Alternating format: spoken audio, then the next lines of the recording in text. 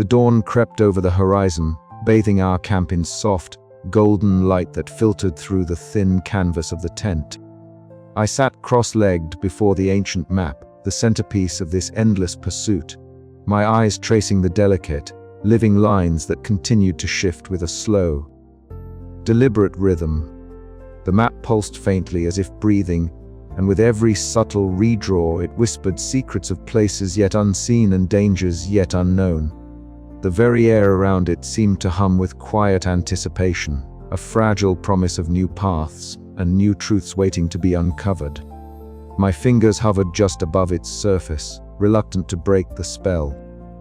After all we had endured, narrow escapes, betrayals, the weight of knowledge gained, and lives lost, this moment of calm felt almost sacred. Yet beneath the awe stirred a cautious optimism. The map was alive, yes, but so was I. And more than ever, I understood that this journey was not merely about geography or ancient civilizations. It was about the human spirit's unyielding drive to explore, to understand, and ultimately, to protect. Lena stirred beside me, her sharp eyes catching mine through the dim morning light. We shared a look, one that spoke volumes beyond words. The tension between us, forged through trials and tempered in fire, had evolved into something steadier, an unbreakable partnership born of trust and mutual respect. She shifted closer, the scent of pine and earth clinging lightly to her practical gear. "The map seems restless today," she said softly, voice threaded with that dry wit I'd come to cherish. "Like it's trying to tell us something new." I nodded, feeling the weight of her words. It's never truly still, always moving, always changing, just like the world it represents. The fire crackled nearby, casting flickering shadows over our faces. Around us, the wilderness hummed with life, the distant call of birds, the rustling of leaves stirred by a gentle breeze. And above, the stars faded reluctantly, making way for the day. Professor Malik's voice drifted in from the adjoining tent, a low murmur punctuated by the rustling of parchment and the faint scratch of pen on paper. He was already at work, his passion for history and myth undimmed by time or trial. I stepped inside to find him hunched over a collection of ancient texts and notes, the leather satchel at his side spilling over with centuries-old secrets. "Elias," he greeted me without looking up, eyes alight with enthusiasm.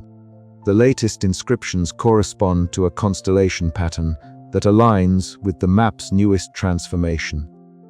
This could be the key to understanding the next phase of our journey. I allowed myself a small smile, grateful for Malik's relentless curiosity. Then we must prepare. Meanwhile, far from our remote camp, Jade Kim sat alone in a dimly lit surveillance room, her face illuminated by the pale glow of multiple screens. Her fingers danced across the keyboard, monitoring satellite feeds and terrain data with unerring focus. Subtle anomalies flickered across her display, shifts in the landscape that echoed the map's own restless changes. She relayed her findings with precision, her calm vigilance a vital shield against the unseen threats closing in on us. Back at camp, the new map configuration revealed faint outlines of distant mountain ranges and hidden valleys, places untouched by modern eyes but alive with the echoes of forgotten civilizations. The path ahead was fraught with uncertainty, yet it beckoned irresistibly. Every line, every symbol seemed charged with meaning, a beacon calling us deeper into the mystery. I felt the familiar stirrings of a mixed with dread, the same potent blend that had defined this entire odyssey. The map's secrets were a double-edged sword, promising enlightenment while warning of peril. Holding its power demanded not only knowledge but wisdom and courage. Gathering my companions, I shared the latest revelations and the new routes that unfolded before us. Lena's steady gaze anchored the group, Malik's fervor breathed life into our purpose, and Jade's watchful eye kept us grounded in the realities of the present. "The world continues to shift beneath our feet," I said, voice steady. "But so must we. We will face what lies ahead with open eyes and determined hearts. This journey is far from over." As the sun climbed higher, the map shimmered once more, its lines converging toward a horizon that promised new wonders and new dangers. The endless pursuit stretched before us, an uncharted path woven from the threads of history, ambition, and the indomitable human spirit. With that, we broke camp, stepping into the shifting dawn, ready to follow wherever the living map would lead next. The echoes of the past whispered behind us, but the promise of the future called louder still, and I, Elias Mercer, was resolved to answer that call, no matter the cost. But as we moved forward, a question lingered in the back of my mind, heavy and unyielding. What new mysteries and dangers would the map reveal next? And how would we navigate the shifting path forward? The map's glow faded with the morning light, but its presence was eternal, alive, waiting and ever-changing.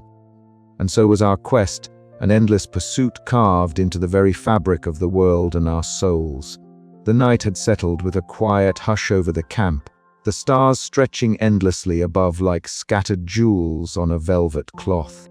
Inside the modest tent, Elias Mercer sat cross-legged before the ancient map, its surface alive with soft, pulsating light.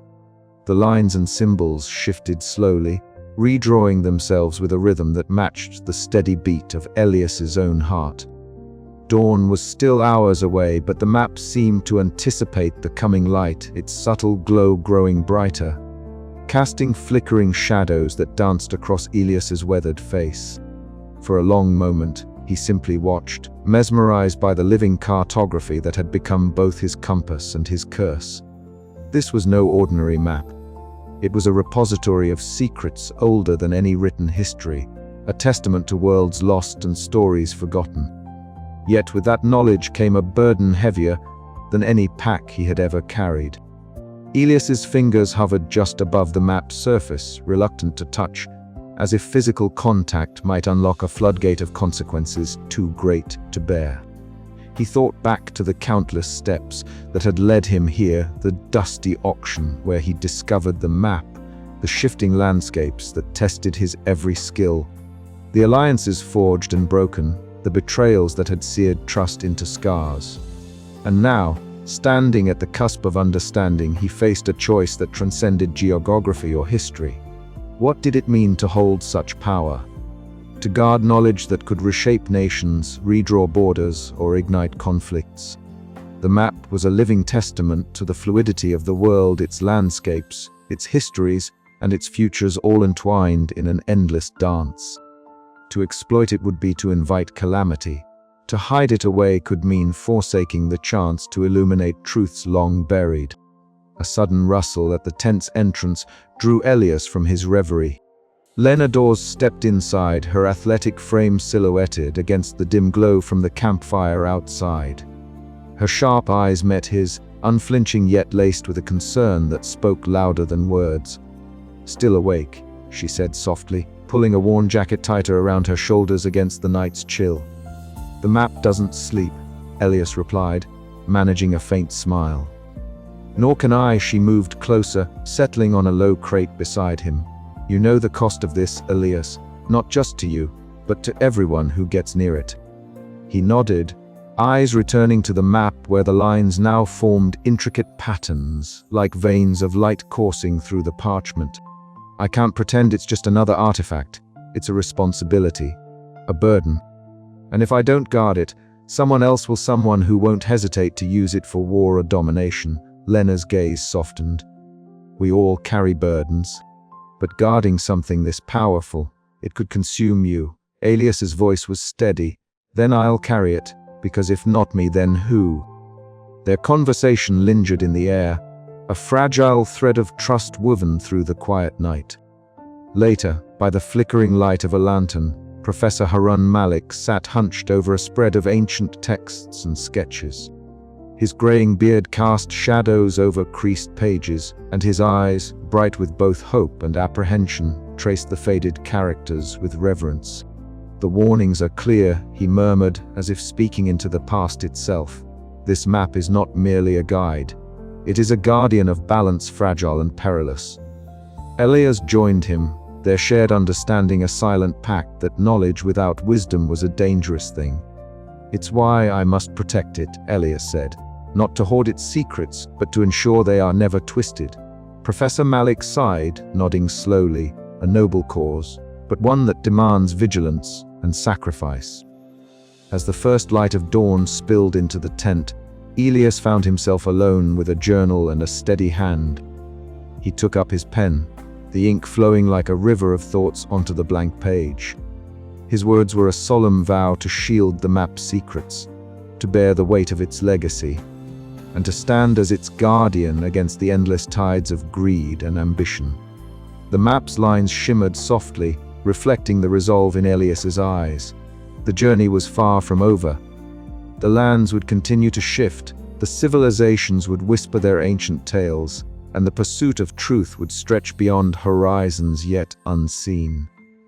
But in this moment, with the world awakening around him, Elias Mercer accepted his place in the story not just as a seeker, but as a protector. A new chapter had begun, written in the language of courage, trust, and enduring hope. He closed the journal gently, the promise sealed. Outside, the living map pulsed with the dawn's first light, ready to reveal its next secret, and Elias was ready to face whatever came next.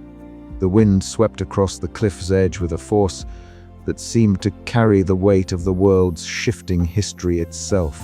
I stood there, the ancient map folded carefully in my coat pocket, and gazed out over a landscape that defied both time and logic. The ruins below, half swallowed by creeping mists, whispered secrets of civilizations long vanished, while new horizons stretched beyond, uncharted and fluid, as if the earth itself were breathing, alive and restless.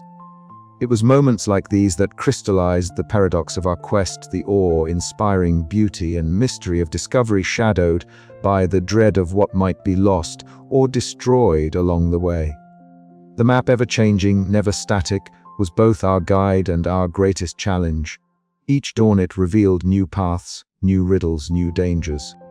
And yet it was a testament to the human spirit's unyielding desire to seek truth, to understand the world and our place within it. That evening, as the sun dipped low, casting long amber fingers across our camp, I found myself sitting close to the fire with Lena and Professor Malik. The flames flickered and danced, throwing warm light over our faces, etching lines of wariness and determination into our features. Our voices wove through the night air stories of failures that had scarred us, sacrifices that had shaped us, and hopes that refused to be extinguished. Lena's dry wit cut through the tension, a lifeline of humor amid uncertainty. Malik's passionate recounting of ancient myths and lost histories rekindled a spark of wonder in us all. We were more than a group bound by circumstance. We were a fragile, resilient tapestry of human endeavor, each thread vital to the whole. The storm came suddenly, as if summoned by the restless land itself. Rain hammered down in sheets, the wind shrieking like a living thing determined to undo us. We scrambled to secure our gear, but it was more than the physical tempest that tested us. It was the relentless unpredictability of the map's shifting nature. Paths we had trusted vanished overnight, landmarks moved or transformed. In the heart of the storm, as I braced against the cold assault, I felt the raw pulse of resilience beating within me and my companions. We would endure. We must. Back at our makeshift command post, Jade's face was bathed in the soft glow of her tablet.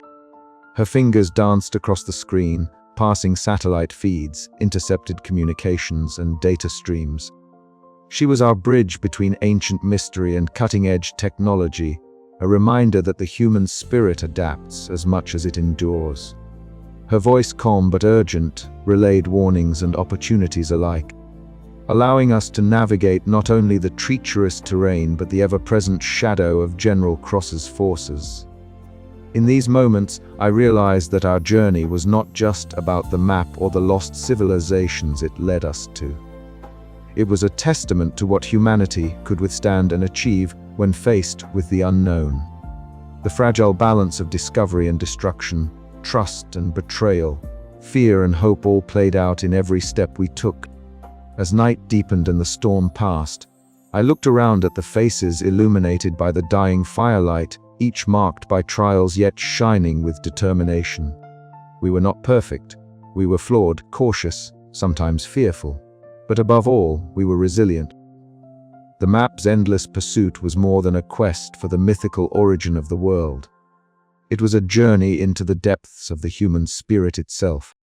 Tomorrow, the map would redraw again, new secrets beckoning, new dangers lurking.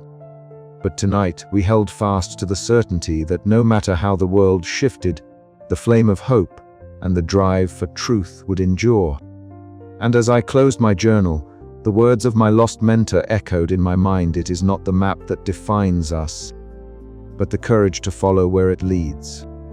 Our journey was far from over, and the dawn promised yet another chapter in this endless pursuit. But tonight, beneath a canopy of stars, I allowed myself a moment of quiet awe and a deep, steady breath of resolve. The chamber was silent except for the faint scraping of Elias' fingers tracing the worn surface of an ancient tablet. The flickering torchlight cast long shadows on the cracked stone walls, each flicker revealing glimpses of intricate carvings that seemed to pulse with a life of their own. Beside him, Professor Harun Malik adjusted his spectacles, his eyes narrowing as he muttered over the faded script. Ilyas Malik breathed, "This isn't just a map of land, it's a record of cycles. Empires rising and falling, borders redrawn by forces beyond mere geography."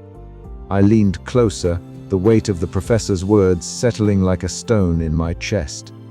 For months, we'd chased the map's secret, believing it to be a key to forgotten origins. But here amidst the dust and silence, history was whispering a warning. "These tablets," Malik continued, "tell of an ancient order that understood the power of knowledge to reshape the world, wielding it like a weapon. Their downfall came when ambition outpaced wisdom." Outside the chamber, Lena Dawes stood sentinel, her posture rigid, eyes scanning the flickering shadows at the cave's mouth. The distant hum of Cross's advancing forces was a constant reminder that time was not on our side. Her presence was a steadying force, grounding us in the present even as we delved into the past. "Do you think Cross knows this?" I asked Malik, my voice barely more than a whisper. He shook his head slowly. "He seeks power without understanding. History is a tool for him, not a teacher. That makes him dangerous and reckless."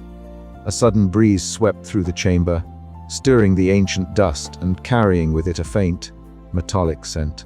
I felt a shiver run down my spine. The map, ever shifting, seemed to echo our discoveries, its patterns twisting into something new, something more urgent. "Look here," Malik pointed to a series of symbols newly revealed by the dawn's light. "This passage speaks of a cycle of domination and renewal.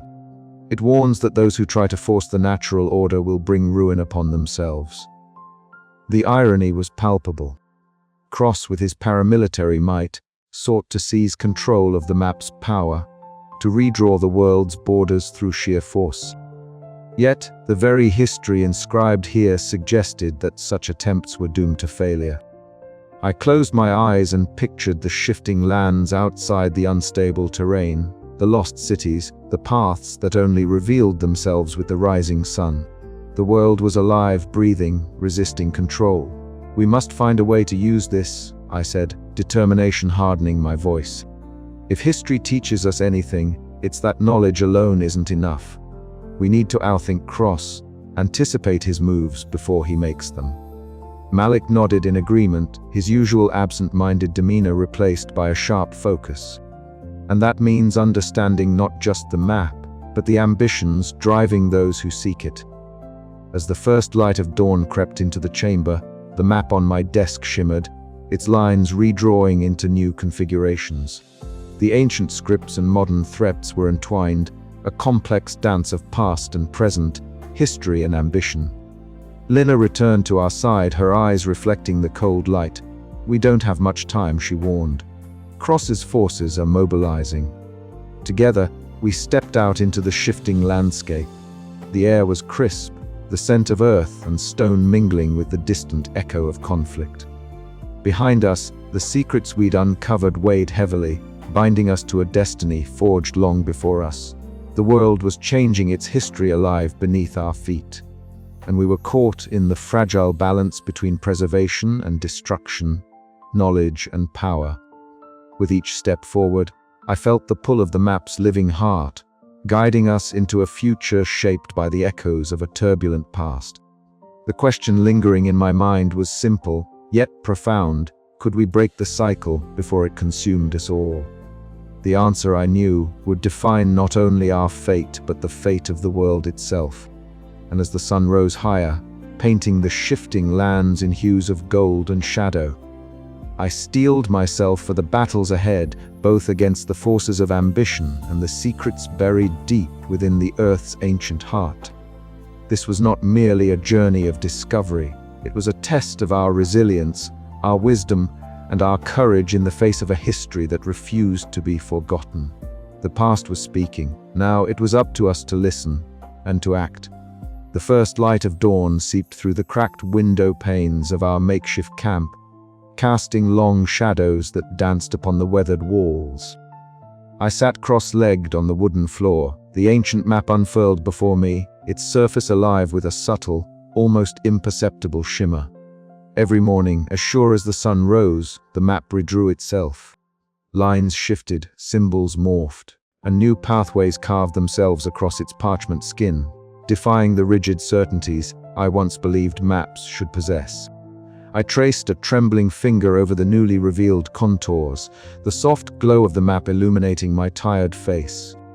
The horizon it depicted was no longer a distant line separating Earth from sky, but a living, breathing entity, a realm where geography and myth intertwined in a ceaseless dance. This was no ordinary cartographic artifact. It was a portal to understanding the very essence of change itself. Lena stirred nearby, her sharp eyes catching mine as she settled into a sitting posture, arms crossed. "You look like you've seen a ghost," she murmured, a half-smile tugging at the corners of her mouth. I smiled back, grateful for her presence. "Not a ghost," I replied softly, "but a promise. The map isn't just shifting lines. It's a reminder that nothing in this world remains fixed. Not the land, not history, not even our own perceptions." Her gaze hardened with the weight of experience. "Then we have to be ready to shift with it. Because if we don't, we'll be left behind, or worse, caught in the undertow." I nodded, feeling the truth in her words. The journey had taught me that adaptation was not a choice, but a necessity. The map, in all its mysterious vitality, was less a guide and more a challenge, a test of resilience and insight.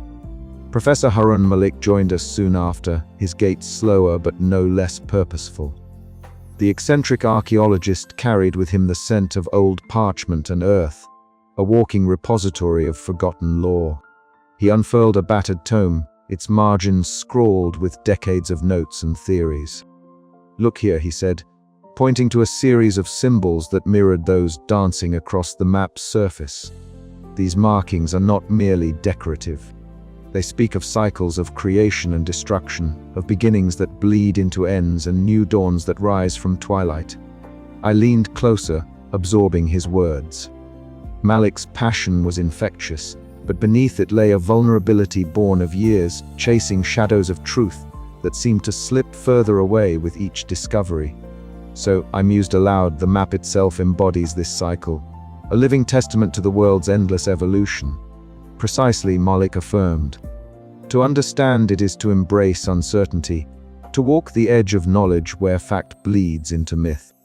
As the day wore on, Jade Kim's voice crackled through the radio, steady and clear despite the tension that always lurked beneath her calm exterior. From her remote station, she monitored the shifting patterns of satellite feeds and intercepted signals, connecting the ancient with the modern in a web of data and intuition. "Elias," her voice came, "there's something you need to see. The terrain anomalies match the map's latest transformation. It's as if the Earth itself is responding, reshaping in concert with the map's will." I exchanged a glance with Lena and Malik. The implications were staggering. The shifting horizons were not merely symbolic. They were palpable, a living force that demanded respect and vigilance. That evening, as the sun dipped below an ever-changing skyline, I sat by the fire, the map glowing softly beside me. The weight of what lay ahead pressed down, but so too did a burgeoning sense of purpose. The path was uncertain, but within that uncertainty lay the essence of discovery, the thrill of stepping into the unknown with eyes wide open. "We must keep moving," I whispered to the night, "not just across lands, but through the shifting sands of knowledge and trust. For only by embracing change can we hope to protect what the map reveals and what it may yet conceal." Outside, the wind carried the whispers of ancient lands and future hopes, a reminder that our journey was far from over. Each dawn would bring new revelations, new dangers, and new horizons to explore. And I, the Atlas Walker, was ready to meet them all. But as the stars blinked awake overhead, a silent question lingered in the air: how long could we hold fast against the relentless tide of change before it swept us away entirely? The answer, like the map itself, remained just beyond reach, waiting to be drawn anew with the coming dawn. This chapter would mark a turning point, not with a single climactic event, but through the quiet acceptance of flux and the courage to walk forward into the unknown. For in the shifting horizons lay the promise of both peril and possibility, a testament to the enduring spirit that drives us ever onward. The first light of dawn crept softly through the narrow windows of the shelter, casting pale gold hues on the worn wooden table where the ancient map lay. Its surface shimmered faintly, alive with the subtle movement that had become its signature. Elias Mercer stood before it, the lines and symbols shifting and redrawing with almost hypnotic grace. He felt the weight of the moment settle deeply in his chest, not just the physical exhaustion of the long journey, but a profound sense of responsibility seeping into his bones. He reached out cautiously, fingertips brushing the map's delicate surface, now glowing with a gentle azure light. The map pulsed in response, as if acknowledging his touch, welcoming his guardianship. This was no longer just a quest for answers. It was a pact, an unspoken promise that he would shield this living artifact from those who sought to exploit its power. Behind him, the quiet rustling of movement signaled the awakening of his companions. Lena Dawes emerged from the shadows, her sharp eyes immediately catching his solemn expression. Her presence was a steadying force, pragmatic, fierce, and fiercely loyal. She approached silently, folding her arms as she studied the map.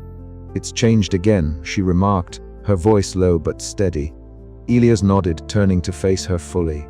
"It never stops. Every dawn brings new paths, new mysteries. But today, I accept the role it has carved out for me." Lena's lips curled into a rare, approving smile. "Good, because it's not just your burden now. We all stand with you." Soon, the rest of the group gathered: Professor Harun Malik with his graying beard and thoughtful gaze, Marco silver-rugged and sun-kissed from years in the wild, and Jade Kim ever watchful behind her tech screens even in this remote place.